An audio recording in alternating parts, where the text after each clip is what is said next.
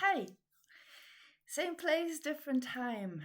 Today I wanted to talk about the story of a spider that has actually in a way changed my life because the story of the spider that is called Anansi is actually the reason that I'm not afraid of spiders anymore. So if you're watching me right now listening to this and you're afraid of spiders, bear with me. Stick with me until the end of the video, and maybe, just maybe, it will change your perception to spiders as well. Anansi. So, who is Anansi? Anansi is a spider, a god actually, in the African mythology, and he's described as a trickster. And as a trickster, he actually tricked the god of storytelling into telling Anansi all of the stories there are. Just that story in itself is really interesting, and you might be wondering, how did he do that? Well, I kindly like to ask you to be curious and to find out more about Anansi. Actually, if you look it up, there are tons of stories about Anansi, and especially stories for children. There are even YouTube videos, like small comics um, for children, in which the story of Anansi is described. And Anansi, as a spider, being a trickster, he's very self centered. Like he would always get what he wants in in his own ways, actually. And the funny thing about it is that he always does it with like with a blink, with a smile. He would always be unharmed and always get out of any situation with a smile. And normally also actually leave an impact on the others around him.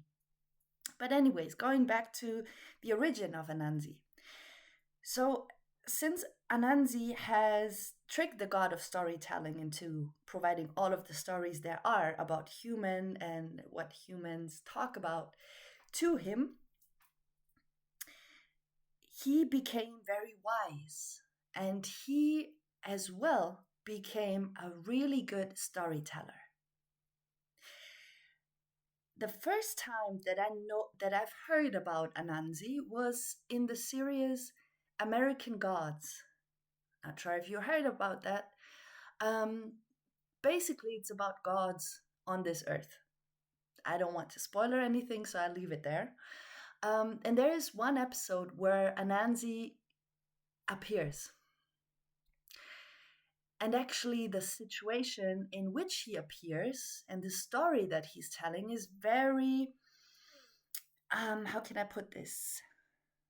Controversial. Anansi in this series is being played by a man of color.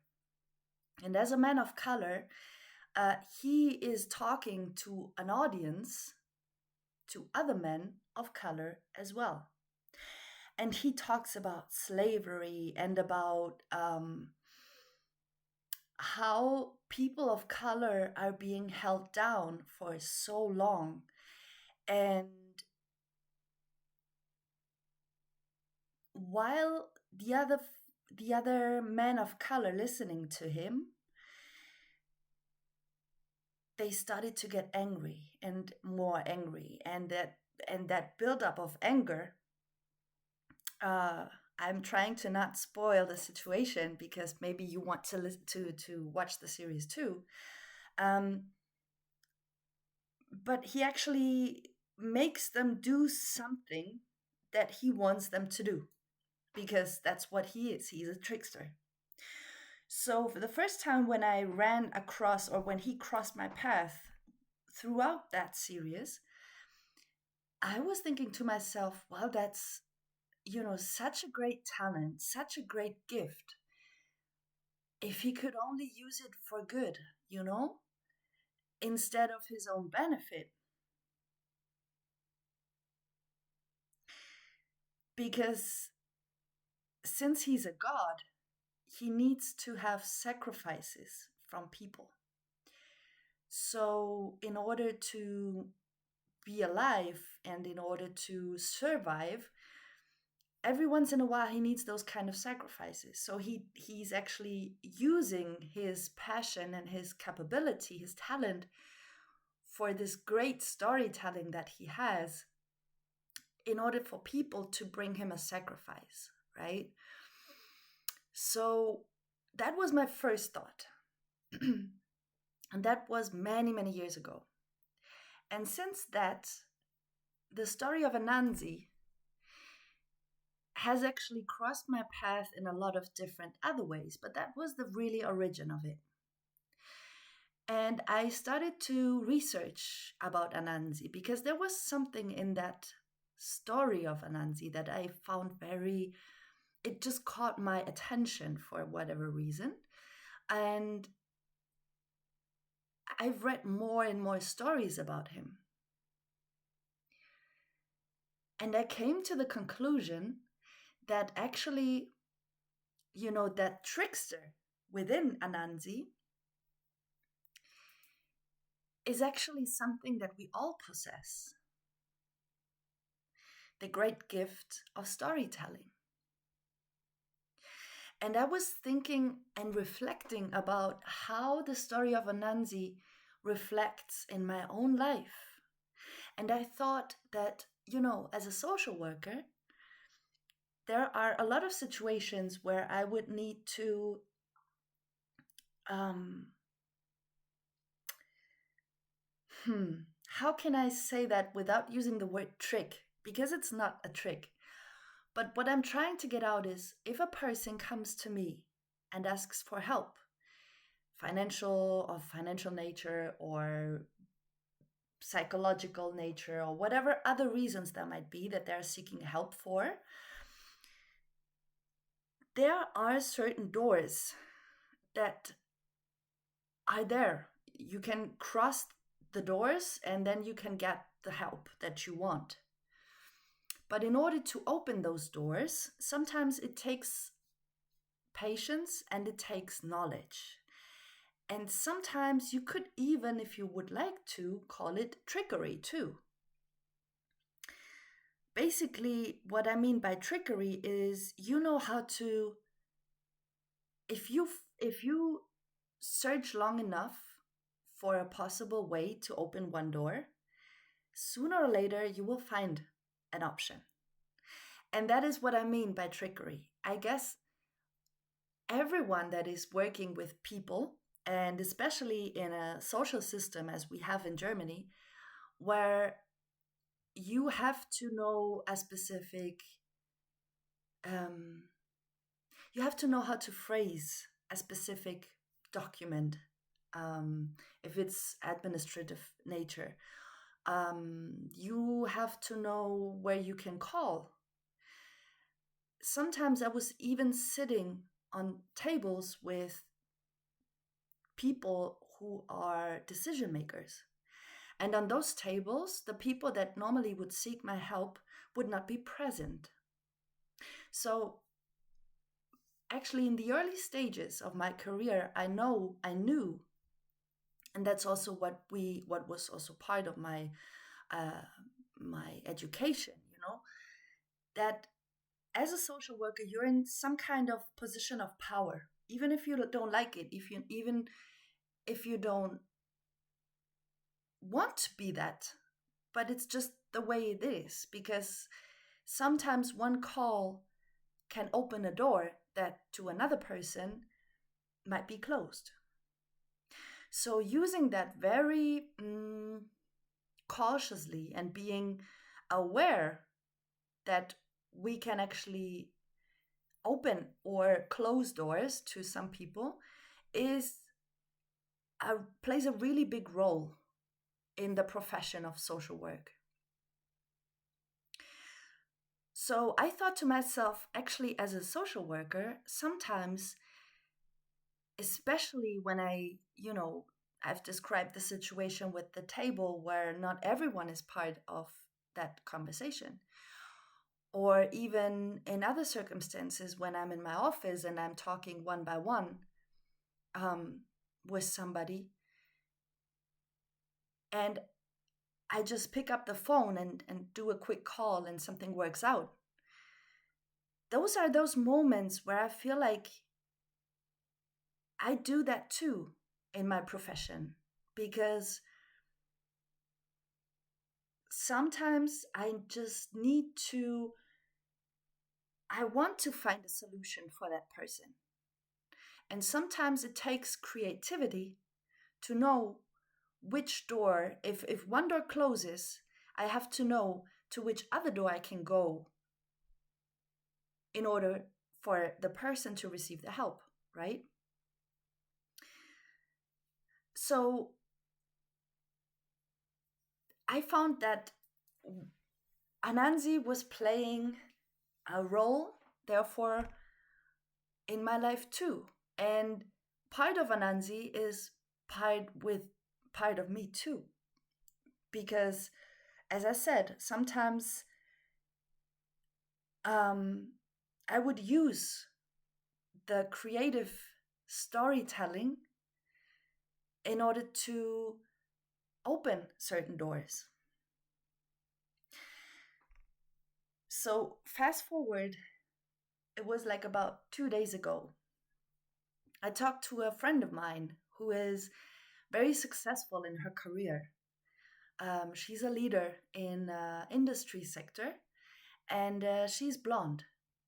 So she told me, we talked about God and the world and like different topics. And when she described her workplace, there was a moment where she mentioned that, sometimes she said, sometimes you have to play dumb. And I said, what do you mean? And she said, well, there's a situation in which she could have found a solution or she could resolve the situation by herself.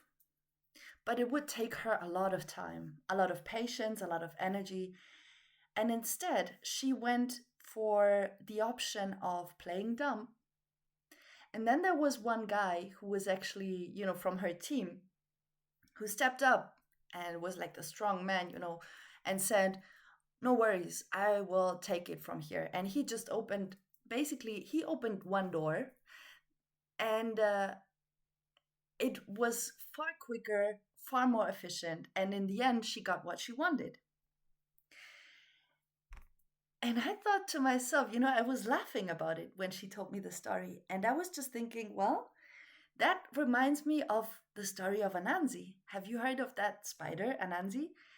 And she did not. So I told her the story of Anansi. And, well, she said, we all basically need to have that part of Anansi within us in order to make our life more, basically easier in a way. Because sometimes it's good to be able to trick a little bit. Also, in that regard, she mentioned that, or actually, it was not that something that she mentioned, but in that context, when I was with her, she has a child, and the child is very young. So the child was asking, um, about a topic that I might not be able to talk about here on YouTube. But basically, the child wanted to know why certain things are happening. So if she would have told him the truth, probably the child would have had nightmares. It's a small child, um, and he wouldn't understand so much reality at his young age. So she found a way, to calm him and to tell him a little story about it. It was interesting because she was not really lying, but in the way that she told the story, I could feel the presence of Anansi, you know? I could feel that there is this storytelling that also took place in this situation. And now, when I think about Anansi, I think that we probably all have this part inside of us. And it can be, it is actually a great gift, you know, that we can use in order to allow connections and to basically open doors where there were none, or where maybe before they were closed. So I just, I wish that, the story of Anansi, I could go on and on. Like, there are so many different stories about Anansi. But I just invite you to take a minute of your time, and some of those videos are really short, you know, like shorts for children, like 1 minute, 2 minutes. And it's like a whole story behind it. Um, but what I can also tell you that as of today, when I see a spider, I just stop for a moment and I remind myself of the god Anansi,